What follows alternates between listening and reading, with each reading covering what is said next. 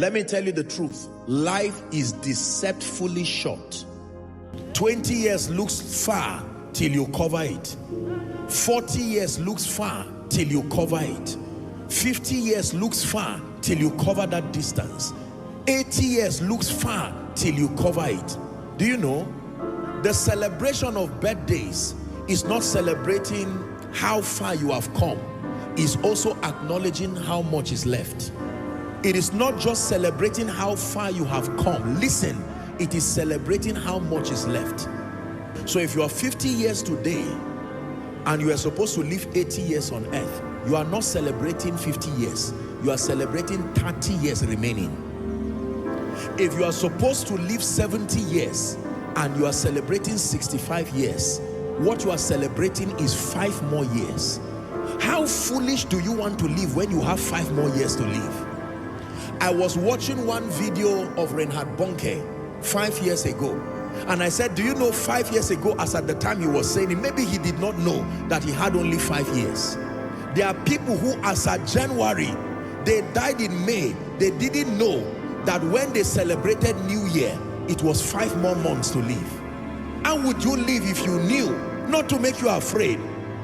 Imagine that by some way God reveals to you now that by December I will call you home. That means this is June, Abi, July, August, September, October, November, December. You have 6 more months.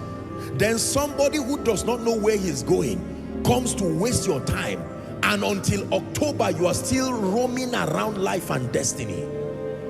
Listen to me. One day you will not be here. Accept it or not. One day you will not be here.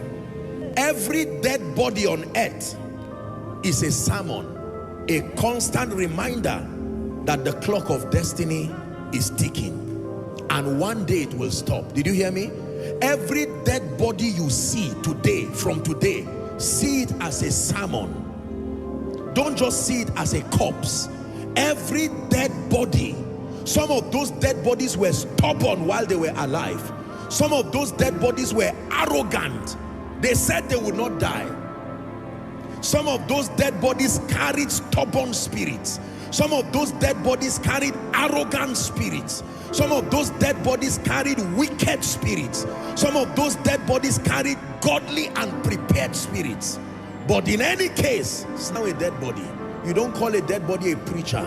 You don't call a dead body an armed robber. Let me tell you the truth. My life changed when I began to walk in the consciousness of the brevity of life. It didn't put fear. It just brought an awareness in me. When people die, especially people around at least my ministerial sphere of influence, I'm usually the first they reach, and they say so person has died. You see that? And while I condone with the family and console them, I use that dead body as a message again. There was a day that dead body had a sermon too. There was a day that dead body had a preacher say, one day you will die. And the dead body said yes. Now that dead body is the one who is being used as the sermon. We are not called to fear death. It's not a wise way to live. We are called to be aware that life, like the hymn writer will say, life at best is very brief, like the falling of a leaf. Are we together? Like the binding of a sheaf. Life at best is very brief. Whether you listen and take me serious or not, here connected and following across the globe, one day if Christ tarries, your children or your grandchildren will have a cause to be surrounded around your corpse, and you will be dug 6 feet, and they will say, here lies the body of XYZ. The question is where you will be when all that is done, because this body you see returns to dust, but cessation of living never happens. You never cease living. Dimensions change.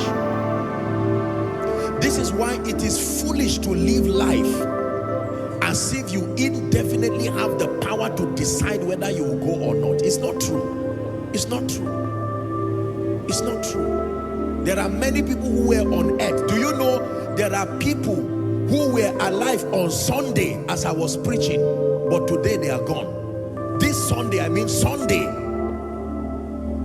Maybe they were preparing to connect online again and listen next Sunday. And by this morning, it was over already.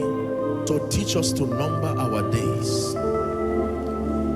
Teach us to number our days. When you have this understanding, you will focus on the things that matter, and you will not waste your time and your life on vanities. Are we together? Many of us today will not love the Lord and will not serve the Lord because of mundane things. Money, house, car. By the time you die, that car will not go with you. By the time you die, that promotion will not go with you. I'm not saying to be earthly irrelevant, but I'm saying burn it in your heart. Carry this consciousness that every other thing only finds its relevance provided you are alive. So that in being alive, in order of priority, the first thing you should secure is your state with God. That I have peace with God. And that you get to a point where, like Paul, you say, for me, to live is Christ and to die is gain. I wonder how many people can make that statement in this place, that in truth, for me to live is Christ and to die is gain.